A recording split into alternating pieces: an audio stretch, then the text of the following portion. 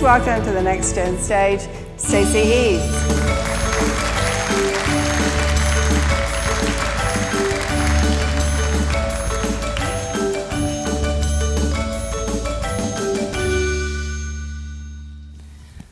What is our most precious commodity? You can spend it, but you can never earn it back. What's our most precious commodity that once it is spent, it's gone? You're right. It's our time. And it doesn't matter what time zone you're in, anywhere on this planet, we all have the same amount of seconds in a minute. We all have the same amount of minutes in an hour. And we all know that there are so few precious hours in a day. And that's why I want to thank you for being here with us today and listening to everyday people who are doing some extraordinary things. And I want to encourage you that you too can make a most momentous impact right here in our community when you invest your time in others. You see, when you spend your most precious commodity and put that into others, you too can make a difference. Many people invested in you to make you who you are today. They took the time to give you advice, took the time to write a letter of recommendation. Or maybe on your darkest day, they simply gave you a shoulder to cry on. Where would you be in this very moment without those people who invested in you? Let's do an exercise together. I would like to ask you to envision just one person who has invested their time in you. They helped make you who you are today. Take a moment. I want you to really think about who this person is that invested their time in you. Picture them in your mind. Can you see their smiling face? And now I want you to stand up for me if the person that you're visualizing is a teacher. And for those of you who your person that you're visualizing is the smile of a grandparent, join them in standing. How many of you were thinking about your mother's face, your father, or the person who raised you? Join them in standing, will you? Take a look around this auditorium. I bet we can get every last one of you on your feet if I asked you, was the person you were visualizing who made an impact in your life a friend, a mentor, or another relative and family member? Go ahead and join them in standing. And while you all are standing, let me ask you this very important question.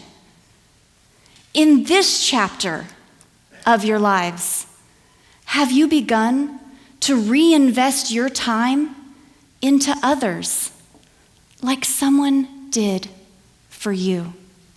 Thank you all so much for participating. You can be seated. I appreciate it so much.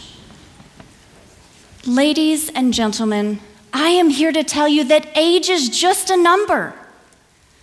Because whether you're in this audience today and you identify as youthful or you identify as aging, don't forget, we all have the same amount of hours every day.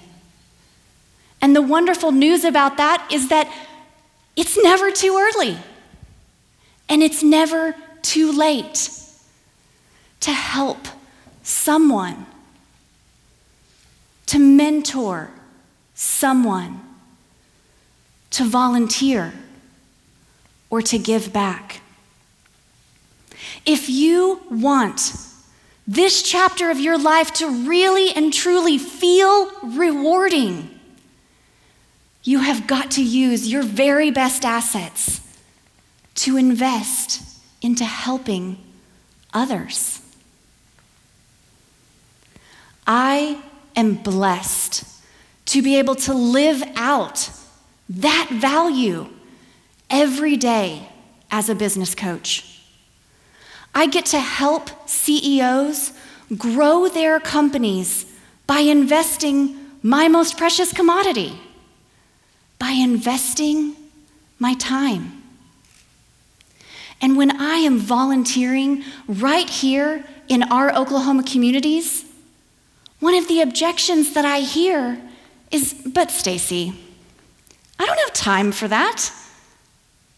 Where would I find the time for anything more? I have an answer. We all have the same amount of time. You will make time for whatever is a priority in your life. And if you are in control of your priorities, then you are in control of your time. Just don't spend time mindlessly. We all do it, myself included. Go ahead, turn off your TV and just skip the one binge-watching session to spend time with a young child in foster care who really needs to know that they are a priority in someone's life. Go ahead and stop your thumb from scrolling on and on and on. Try an absence of social media for just one weekend. And take your family to help feed the homeless. Or gather up a group of your friends and go rebuild a home for a family that might have lost theirs in a tornado. I am incredibly passionate about investing your time in others because I believe it's a surefire investment. Why? Because it lives on long after you're gone. Investing in others is not a sprint. It's a dash. The woman you're looking at on the screen, her name is Darla Jean McGuire from Ponca City, Oklahoma. She dedicated her life to helping young women on the softball fields and on the basketball courts. I remember sitting at the kitchen table and stuffing fruit into a Christmas stocking that was going to the American Legion. And when my grandmother passed, her funeral was standing room only. Every pew in that church was full. People were standing along the walls. They were standing in the back.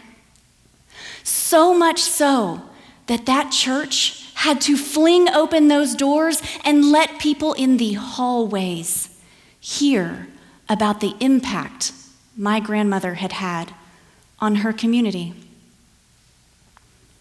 My mother bravely got up at the funeral, and she read a poem. You might have heard it. It's a pretty popular poem. And it doesn't talk about the birth date on your headstone. And it doesn't talk about the death date on your tombstone. It talks about the dash in between.